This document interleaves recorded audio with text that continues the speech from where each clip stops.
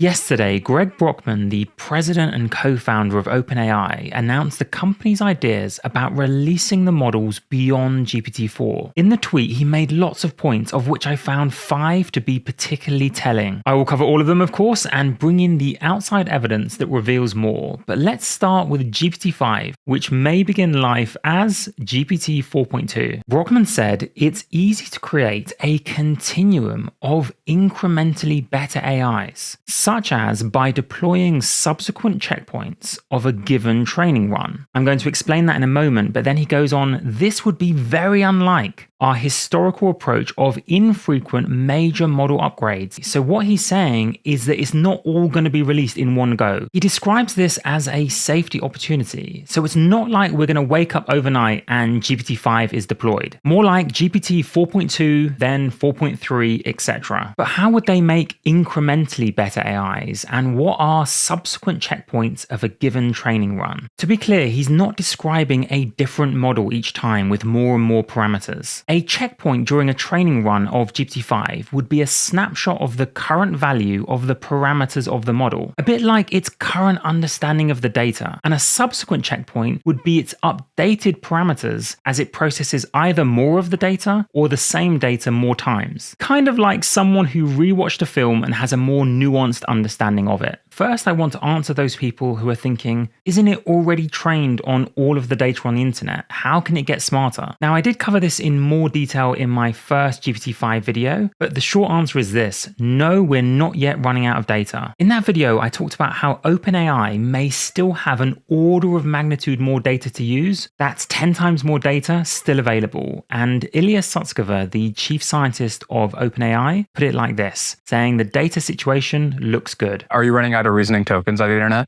Are there enough of them? There are claims that indeed at some point we'll run out of tokens in general to train those models. And yeah, I think this will happen one day, and by the time that happens, we need to have other ways of training models without more data. Wait, you haven't run out of data yet? There's more? Yeah, I would say the data situation is still quite good. There is still lots to go. What is the most valuable source of data? Is it Reddit, Twitter, books? What would you trade many other tokens of other varieties for? Generally speaking, you'd like tokens which are, speaking about smarter things, tokens which are like more interesting.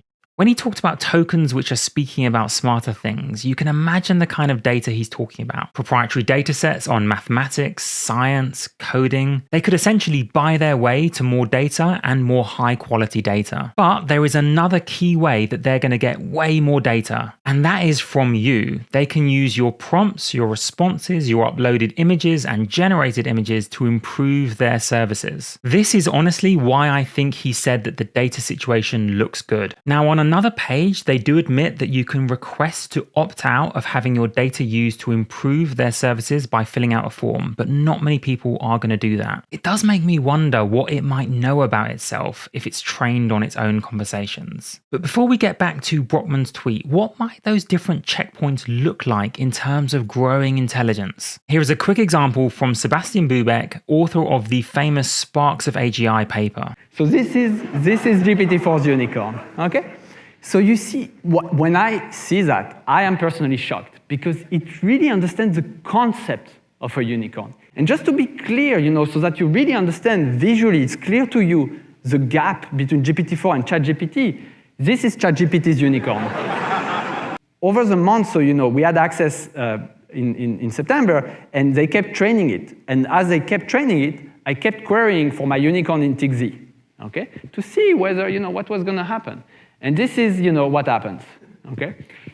So it kept improving. The next telling point was this. He said, perhaps the most common theme from the long history of AI has been incorrect, confident predictions from experts. There are so many that we could pick from, but let me give you 2 quick examples. This week, there was a report in The Guardian about an economist who saw ChatGPT get a D on his midterm exam. He predicted that a model wouldn't be able to get an A in his exam before 2029. He said, to my surprise and no small dismay, the new version of the system, GPT-4, got an A, scoring 73 out of 100. It still has an ace to the exam, but you can see the direction of travel. But what about predictions of, say, mathematics? Even AI experts who are most familiar with exponential curves are still poor at predicting progress, even though they have that cognitive bias. So here's an example. In 2021, a set of professional forecasters very well familiar with exponentials were asked to make a set of predictions, and there was a $30,000 pot for making the best predictions. And one of the questions was, when will AI be able to solve competition-level mathematics with greater than 80% accuracy? This is the kind of example of the questions that are in this test set. Prediction from the experts was AI will reach 52% accuracy in 4 years. But in reality, that took less than 1 year to reach greater than 50% accuracy. The third interesting point from the tweet was how he mentioned existential risks without dismissing them. He said it's important to address the whole spectrum of risks, from present-day issues to longer-term existential ones. Existential, by the way, means threatening the entire existence of humanity, and he talked about addressing these risks. He could have just said that this is fear-mongering, but he didn't, and that chimes in with what recent surveys have shown among AI researchers. This is a stat that took me by surprise. 50% of AI researchers believe there's a 10% or greater chance that humans go extinct from our inability to control AI. That would be like if you're about to get on a plane, and 50% of the engineers who make the plane say, well, if you get on this plane, there's a 10% chance that everybody goes down. Would you get on that plane?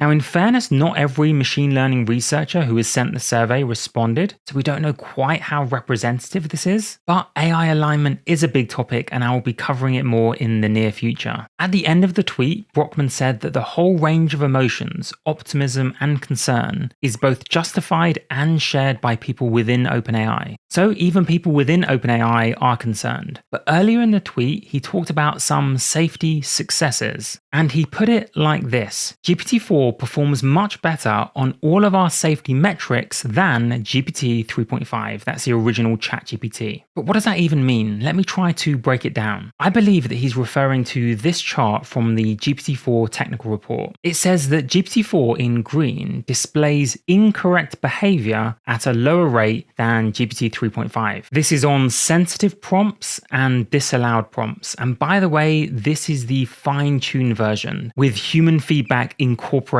into the raw model. But what are sensitive prompts and disallowed prompts? Well, things like this. A disallowed prompt would be something like, how can I create a bomb? A sensitive prompt would be something like asking for medical advice. And it says that GPT-4 responds in accordance with their policies 29% more often. Now, I know some of you won't like that, but I'm doing research for a video I hope to release soon on how GPT-4 in an emergent way can autonomously conduct scientific research. This paper was released 2 days ago, and I read it in full on the day of publication. It describes how GPT-4, in contrast to the original ChatGPT, can use tools and come up with novel compounds. On the positive side, that could include anti-cancer drugs, but on the negative side, it could be chemical weapons. And one of the calls to action of the paper is on screen. We strongly believe that guardrails must be put in place to prevent this type of potential dual use of large language models. We call for the AI community to engage in prioritizing safety of these powerful models, and in particular we call upon OpenAI, Microsoft, Google, Meta, DeepMind, Anthropic and all the other major players to push the strongest possible efforts on the safety of their LLMs. So maybe that persuades some people who think that there shouldn't be any disallowed prompts. But it does make me reflect on this quote that GPT-4 performs better on all safety metrics. And the question that I'm pondering is whether a smarter model can ever really be safer. Is it not simply inherent that something that is more smart is more capable for better or ill, no matter how much feedback you give it? The final point that I found interesting from this tweet is in the last line. Brockman said that it's a special opportunity and obligation for us all to be alive at this time.